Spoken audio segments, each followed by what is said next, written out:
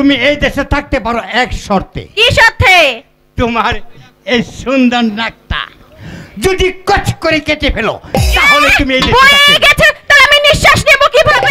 আরে নিঃশ্বাস নিতে নাকের কি দরকার? শ্বাস প্রশ্বাস আইলে আর গেলে তো চলে,